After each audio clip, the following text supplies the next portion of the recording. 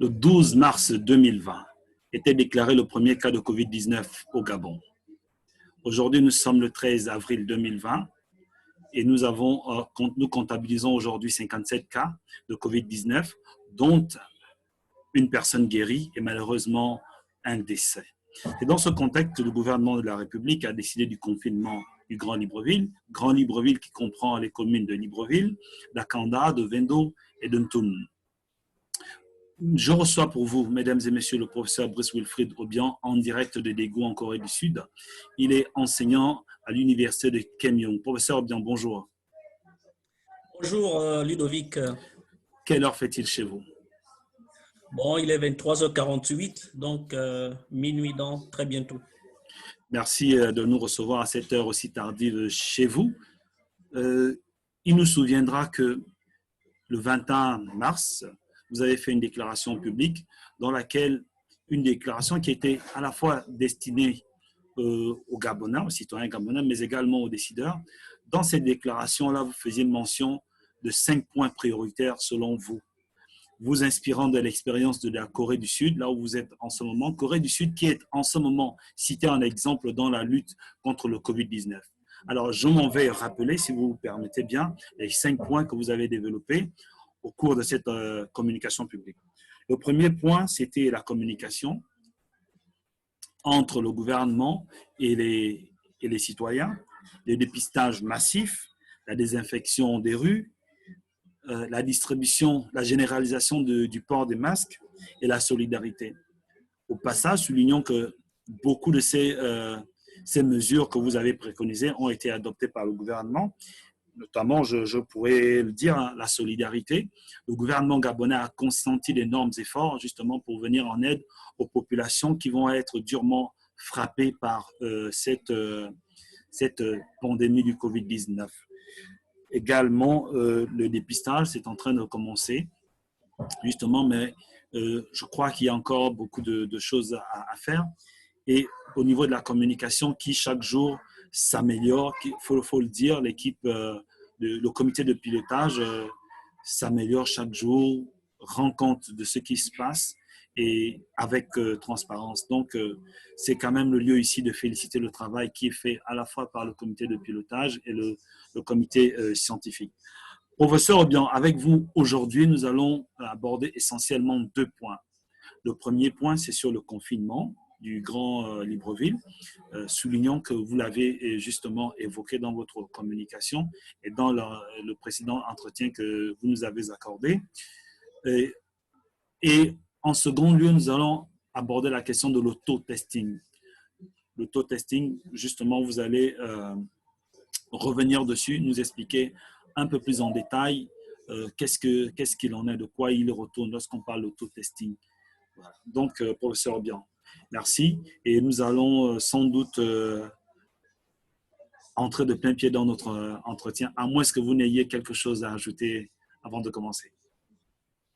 Non, la parole est à vous, docteur Moono. Alors, le confinement, qu'est-ce que c'est et pourquoi le confinement?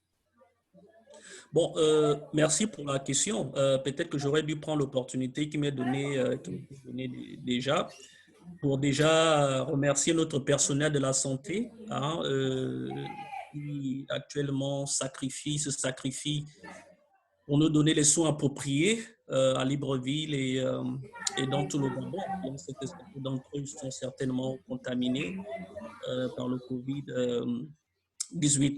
Alors, pour répondre à la question, pourquoi ce confinement? Bon, il faut comprendre que d'un État à un autre, ça sera différent.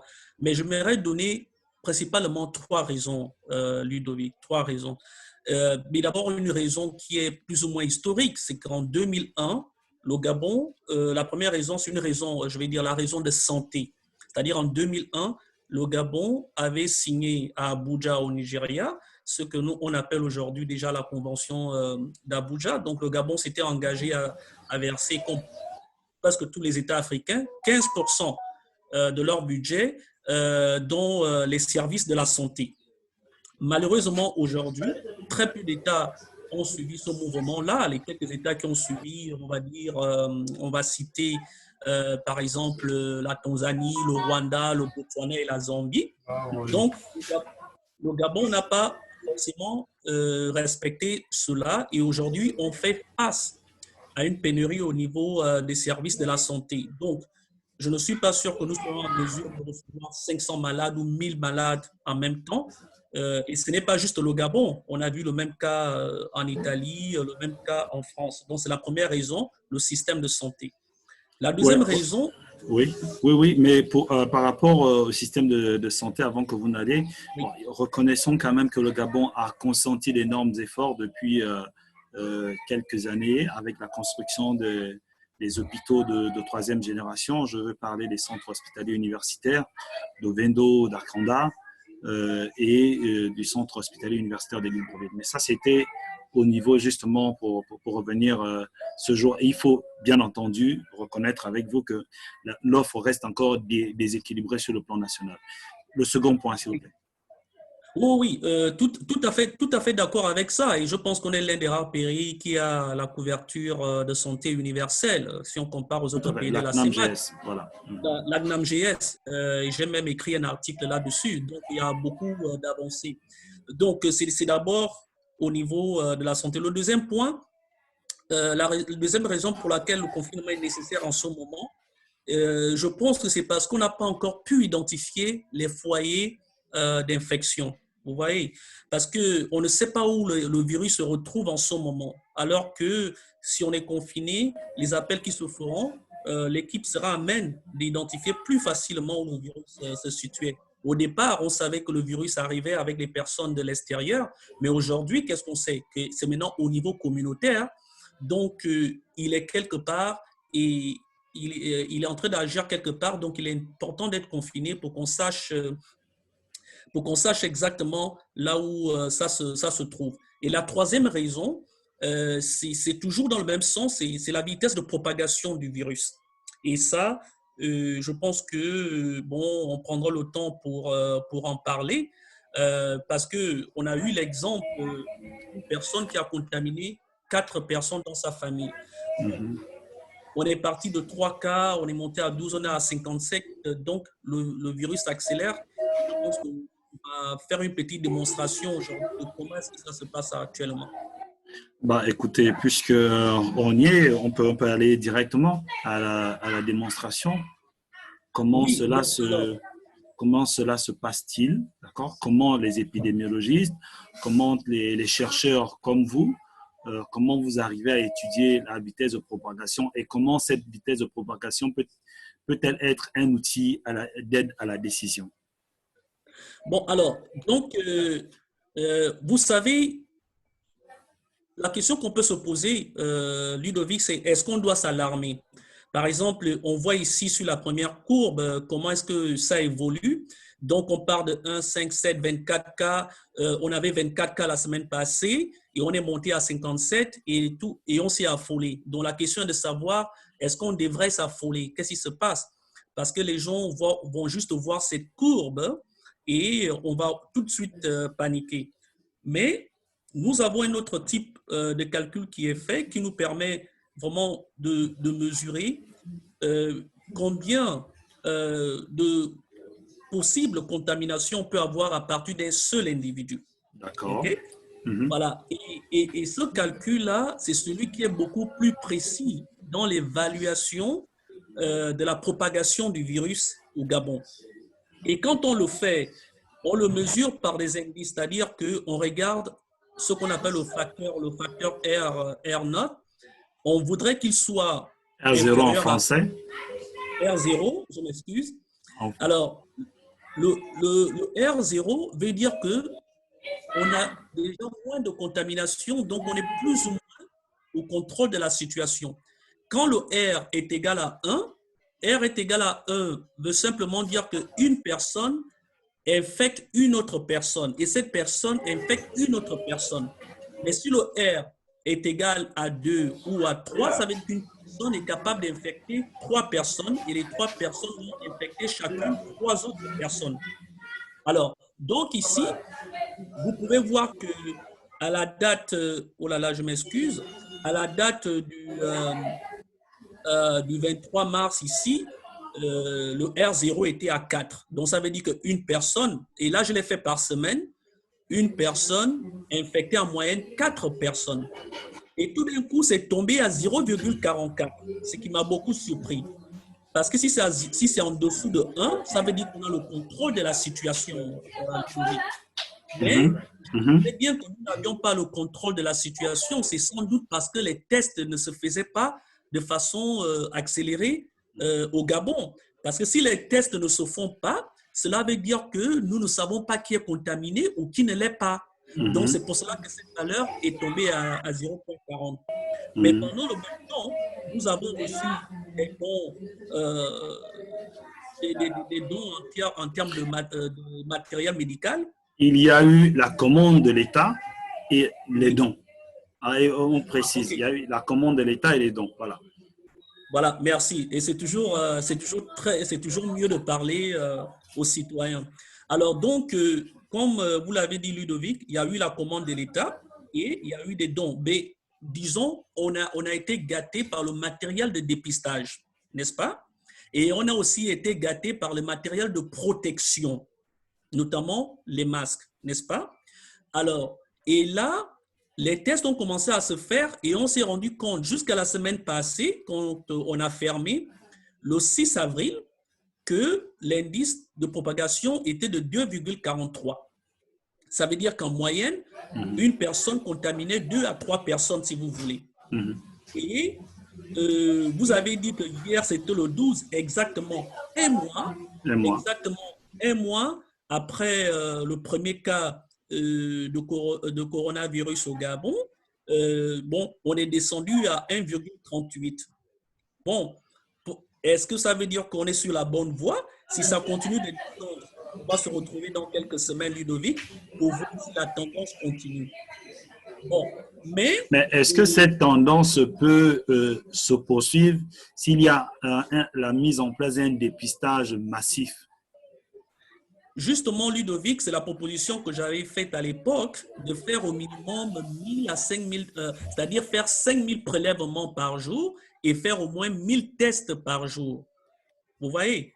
Et là, ça nous permettrait vraiment de savoir combien de personnes sont réellement infectées. Mais si les tests ne se font pas, cette valeur de 1,38 est dévoilée en réalité. Et c'est pour cela que quand j'ai fait mes estimations après 4 semaines de présence de coronavirus dans notre pays, on évalue que le nombre total à partir d'une personne serait au minimum de 120 au lieu de 57. Bon, parce que là encore, le problème n'est pas juste parce que les tests ne se font pas. Le problème aussi de ce que j'entends, c'est qu'il y a des gens qui se sont peut-être éparpillés dans la nature et qui n'ont certainement pas été testés, notamment les personnes contacts. Les gens qui ont changé de puce de téléphone ou les gens qui ont tout simplement disparu dans la nature. Oui, professeur Obiang, c'est l'occasion de rappeler à tous et à chacun que, comme le disait fort à propos le docteur Guy Patrick Biandon, qui est le porte-parole du comité de pilotage, le Covid-19 n'est pas une maladie de la honte. Il n'y a pas de honte à avoir si on a été infecté et aucune maladie ne peut être considérée comme une maladie de la honte. Si vous avez des symptômes, si vous avez été en contact de quelque façon que ce soit avec une personne déclarée positive, manifestez-vous et la solidarité publique, la solidarité de l'État vous prendra en charge. Effectivement, effectivement. Par exemple, nous devons arriver à la notion de la nation. Une personne qui appelle, je pense le numéro c'est le 1410, le 1410, cette personne est en train de sauver des vies. Voilà. En fait, c'est la survie de notre nation, comme l'a si bien dit le porte-parole, en parlant de ne pas être vu comme une maladie de la honte, et comme vous venez de le dire clairement, et j'espère que les gens vont vous écouter, qu'en fait, en me déclarant, je sauve en moyenne 3 vies. C'est ce que cela veut dire. Voilà. Donc, en me déclarant, je sauve 3 vies au minimum. Voilà. Et sur une période de 4 semaines, selon mes calculs, je sauve en moyenne 120 vies, ce qui est énorme. Ce qui est énorme. Ce qui est Ce qui est énorme. énorme. Voilà. Ce qui est Bon, énorme. mais, Et oui, oui, allez-y, allez-y. je voulais peut-être regarder avec vous certains chiffres de certains chiffres d'autres pays en Afrique pour voir un peu comment le Gabon se compare par rapport aux autres pays africains si on a le temps de les regarder. Voilà, on peut le faire, mais est-ce que vous pouvez justement revenir sur la notion de R0? Est-ce que c'est une valeur absolue? Est-ce que c'est toujours comme ça? Ou bien c'est un modèle? Non, non, non, la valeur R0 est un modèle. La raison pour laquelle est-ce que j'insiste sur R0, c'est aussi pour ne pas trop affoler les gens quand on voit la courbe exponentielle.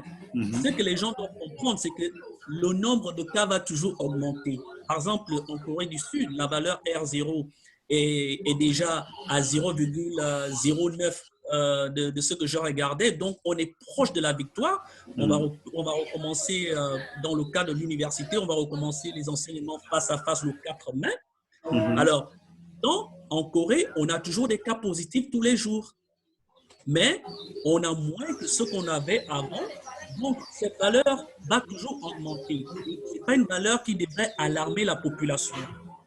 C'est pour cela que, Ludovic, j'ai préféré montrer aux gens l'évolution du virus pour dire qu'avec plus de tests, en faisant les tests massifs, nous avons l'opportunité de réduire cette valeur R0 et par conséquent gagner la guerre contre le coronavirus.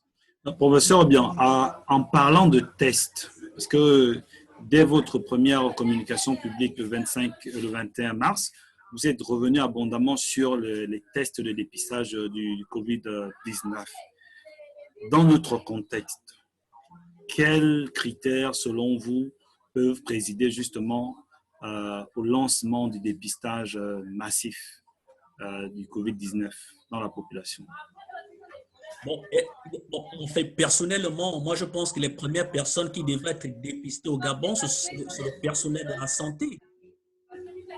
Le personnel de la santé est ma cible première parce que c'est des personnes, à mon avis, qui devraient être protégées immédiatement. Et c'est des personnes qu'on devrait certainement loger dans un hôtel et séparer du reste de la population pendant la période de guerre. Ça, c'est les premières personnes que je devrais protéger. Et les deuxièmes personnes, le deuxième groupe, ce sont les gens qui travaillent dans les services essentiels de notre pays.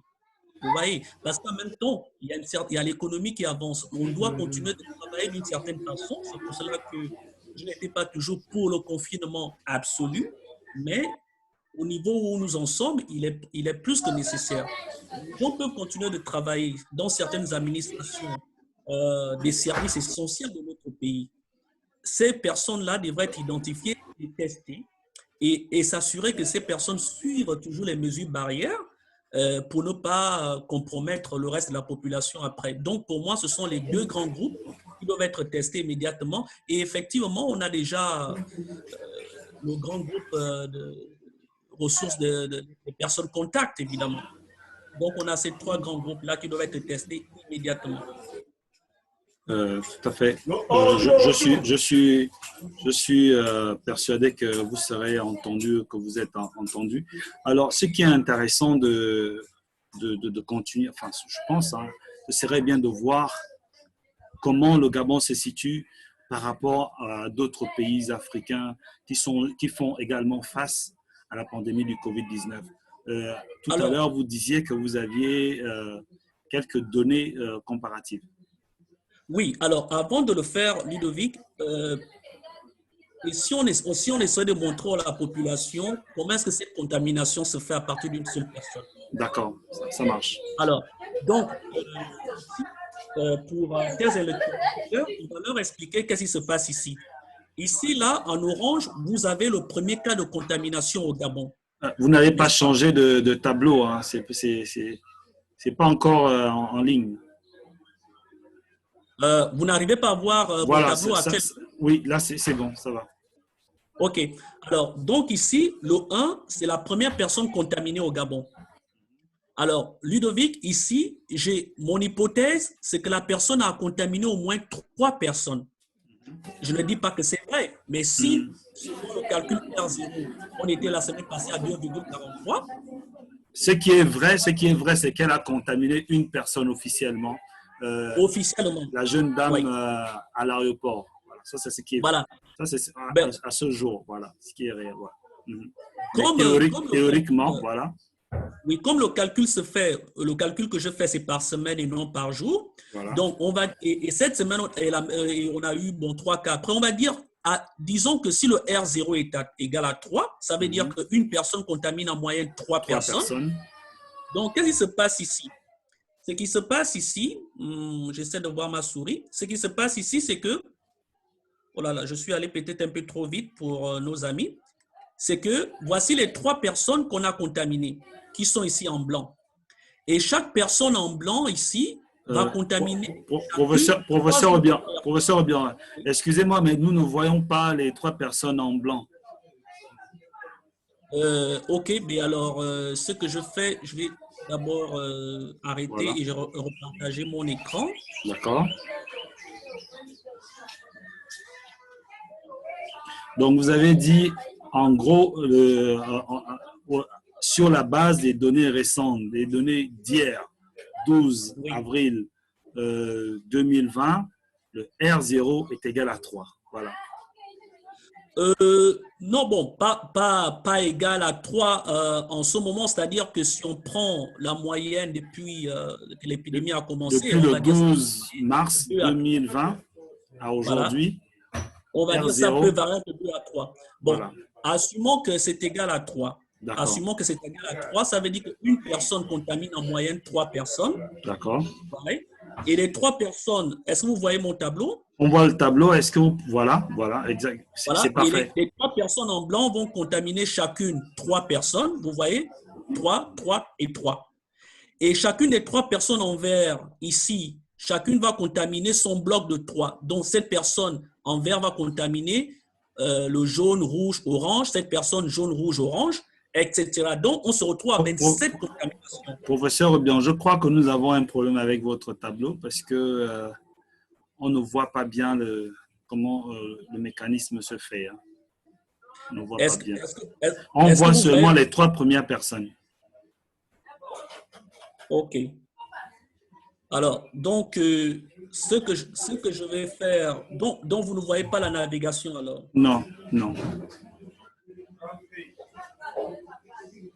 Bah, ce sont les aléas de la technique et du direct, okay. Donc alors, voilà. Donc, mais en résumé, peut-être, alors on va essayer, on va réessayer pour voir. Parce que c'est quelque chose qui est très, très important. C'est très important parce que tel que là c'est bon. Voilà. C'est visible? Voilà, c'est visible en ce moment, oui.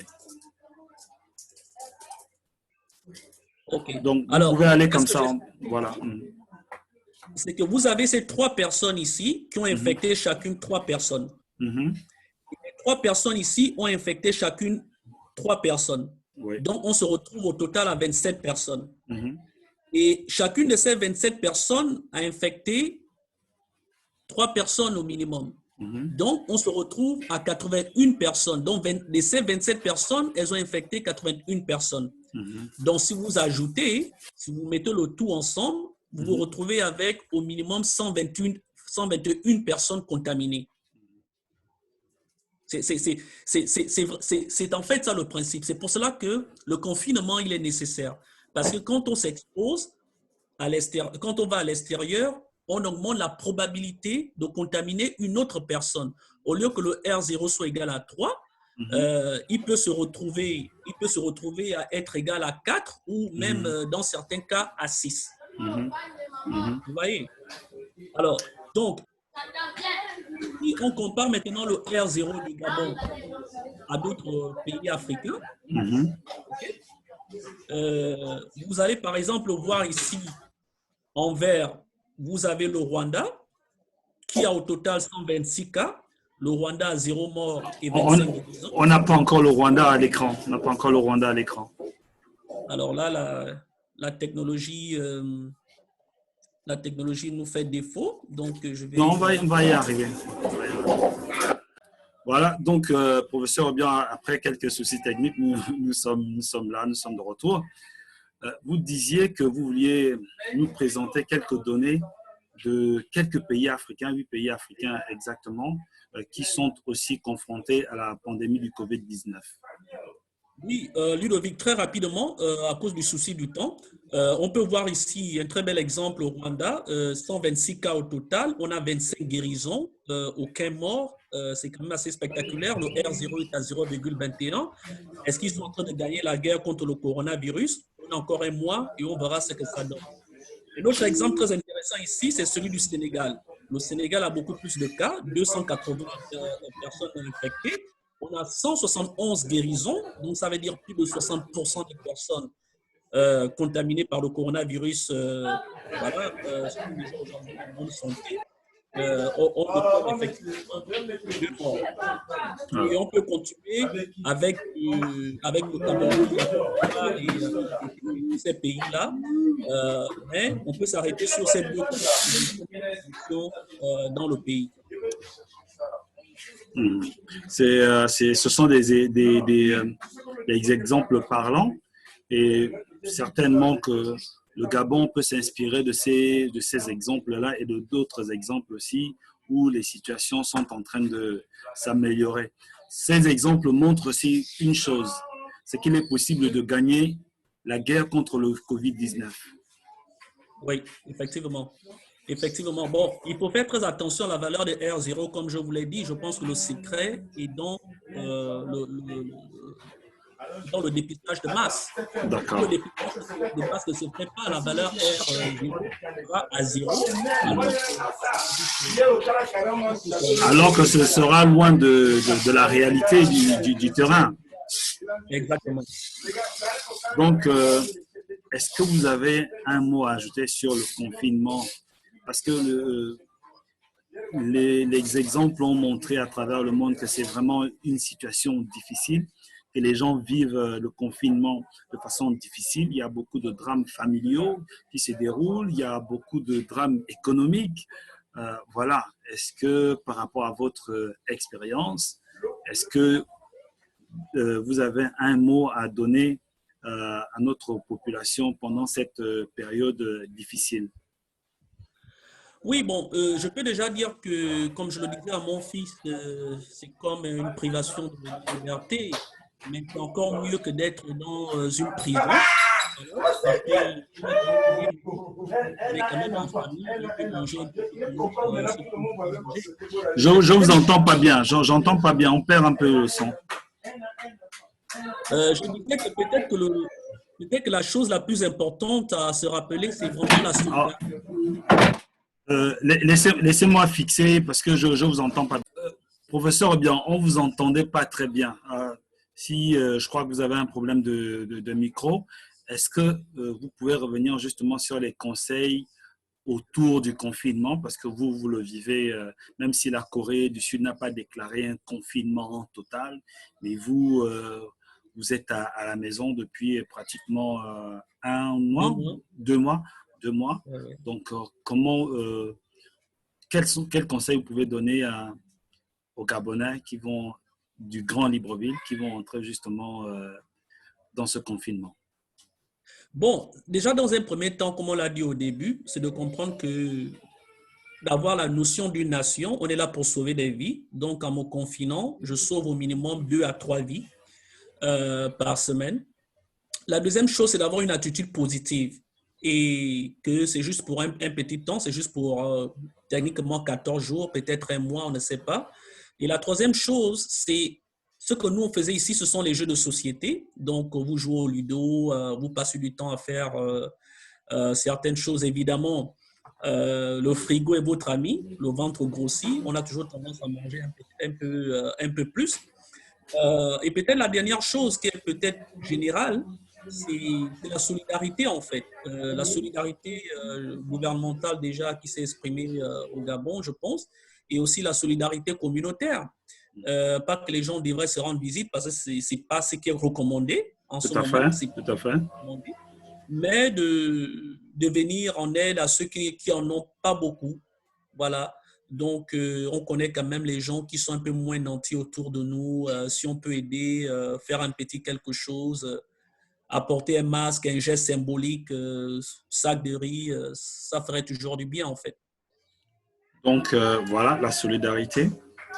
Oui, Je crois que si de mémoire, je vais citer, on connaît la force d'une nation à la façon dont elle s'occupe des maillons les plus faibles. Je ne sais pas de qui, je sais que je l'ai lu. Donc, c'est aussi à nous tous de montrer, d'accord, que nous formons justement une nation et nous devons nous occuper des personnes les plus fragiles. L'État a montré la voie, mais ce n'est pas suffisant. Nous ne devons pas nous arrêter là. Nous devons continuer justement entre nous, prendre des nouvelles des uns les autres, distanciation physique, mais pas sociale. Voilà. Donc, professeur, bien, merci pour cette première partie que nous venons d'achever sur le confinement. Il y a une question essentielle que vous avez évoquée à votre communication publique du 21 mars. C'est le dépistage. Alors, le dépistage de masse pose quand même des problèmes de logistique. Le Gabon, c'est un très beau pays, c'est la première des nations, mais le Gabon n'a pas tout. On n'a pas les infrastructures logistiques que peut avoir la Corée du Sud. On a même vu que dans beaucoup d'États, la situation au niveau des tests n'était pas tout à fait facile. Vous, sur la base de votre expérience, sur la base des recherches qui sont faites en ce moment-là, vous avez quelque chose à nous proposer au niveau de l'auto-testing. Il y a plusieurs recherches qui ont été faites, notamment au Sud, en Angleterre et aussi aux États-Unis, dans des entrevues qui ont été faites. On sait maintenant de façon sûre que 25 à 50% des cas positifs de coronavirus sont asymptomatiques. Ça veut dire que ces gens-là n'ont pas les symptômes qu'on connaît du coronavirus, comme la fièvre, les choses comme ça. Donc, mais ce qu'on remarque aussi, ça c'est le deuxième élément très important, c'est que les personnes atteintes de coronavirus asymptomatiques, 15% de ces personnes-là disent avoir perdu le goût et l'odorat. Le goût et l'odorat. Voilà. Très clairement, qu'est-ce que ça veut dire? Très clairement et très simplement. Clairement, ce que ça veut dire, et nous avons fait l'expérience aussi à la maison, ça veut dire que si j'écrase, par exemple, de l'ail, je laisse ça, on allait peut-être pas reconnaître de l'ail, ou bien si vous mettez quelque chose dans la bouche, bon, vous ne ressentez pas de goût en fait. C'est ce que voilà, donc si je mets du piment dans ma bouche, je ne saurais pas que c'est du piment. Bon, je n'ai jamais expérimenté non, cela. C'est juste en prenant les exemples voilà, locaux. Oui. Donc ce que nous recommandons, c'est que ce n'est pas, il faut faire attention, ce n'est pas encore reconnu par l'Organisation mondiale de la santé comme étant quelque chose de fiable. Bon, c'est quand même 15%, c'est quand même mieux que 0%. Vous voyez? Et donc, il y a des façons de faire. On peut utiliser le vinaigre, mettre ça au niveau du nez et voir si la personne peut reconnaître l'odeur du vinaigre ou bien certaines saveurs. Par exemple, ici, ce que j'ai fait, bon, moi, si on peut voir là, j'ai 3 différentes saveurs ici, la cerise, j'ai l'orange, et puis j'ai aussi le jaune, le goût du citron, en fait. Voilà. Donc, ce qu'on peut faire, vous pouvez utiliser n'importe quoi, c'est que vous bouchez complètement le nez et vous mettez ça à la bouche, vous essayez de manger et après, quand vous relâchez le nez, normalement, les aliments comme ça, très, très parfumés, ça devrait ressortir. Vous devrez avoir toutes les saveurs de cet aliment. Si vous ne ressentez pas les saveurs de cet aliment ou tout simplement, si vous avez perdu le goût et l'odorat, je vous conseille d'appeler le 1410 et demander à être testé. parce que une perte soudaine de l'odorat et du goût est peut-être signe de contamination du coronavirus. Voilà. Bon, Donc, maintenant, pour le rendre plus scientifique, ce oui. que nous avons fait à la maison, hein, ce que nous avons fait aussi, c'est que nous avons aussi utilisé les choses comme du coton. Coton-tige là. Avec mon fils, on bande les yeux pour qu'il ne sache pas qu'est-ce que c'est. On vérifie. Et donc, par exemple, le coton devient comme contrôle parce que le coton est inodore. Inodore. Donc, je mets le coton au niveau du La nez et je lui narine. dis, est-ce que tu sens quelque chose? S'il me dit non, je sens rien, bon, ça c'est le contrôle. Maintenant, si je mets de l'ail ou quelque chose qui a un parfum beaucoup plus élevé comme l'orange, et qui me dit, ouais, mais je sens quelque chose, je pense que ça c'est l'orange, je pense que ça c'est ceci ou cela, ça veut dire qu'ok, bon, il a passé plus ou moins ce test. Mais cela ne veut pas dire qu'il est négatif. Il est négatif. Ça veut tout simplement dire qu'il a encore toutes ses saveurs. Voilà, c'est un peu ça. Voilà. C'est des tests qu'on peut faire à la maison. Donc, soyons prudents. Ce sont des choses que l'on peut faire à la maison. Donc, perte soudaine de l'odorat et du goût, appelez le 14-10. Et c'est le 14-10 qui va investiguer davantage, qui va vous orienter. Voilà, donc, en attendant, d'accord, professeur Obiang, nous sommes arrivés au terme de notre entretien. Un dernier mot. Non, vraiment, Ludovic, merci beaucoup. J'espère que vous ferez d'autres émissions comme ça en invitant toute la communauté gabonaise à intervenir dans différents sujets qui nous touchent en ce moment. Je pense que c'est une très bonne initiative que vous avez prise et que vous aurez beaucoup de gens qui écoutent vos émissions. Bon, je tiens quand même à rappeler, même si vous êtes très jeune, que vous êtes vous-même professeur à l'université. Donc, je suis enseignant à l'université. Ah, ok. Bon, à l'école normale supérieure. Peut-être qu'on utilise abusivement le titre de professeur, je m'excuse. Voilà, exactement. Non, je ne suis pas professeur, je suis un modeste citoyen gabonais qui participe à l'effort national de lutte contre la pandémie du Covid-19. Ceci étant, merci professeur Obiang pour votre disponibilité. Et chers spectateurs, téléspectateurs, je serai heureux de vous retrouver pour une prochaine émission sur le Covid-19 ou sur d'autres sujets. D'ici là, prenez soin de vous. Et si d'aventure vous avez un souci, vous ne vous sentez pas bien, de la fièvre, de la toux, voilà, n'hésitez pas à appeler le 14-10. Je crois qu'ils sont là et ils sont là pour nous tous. Merci et à bientôt.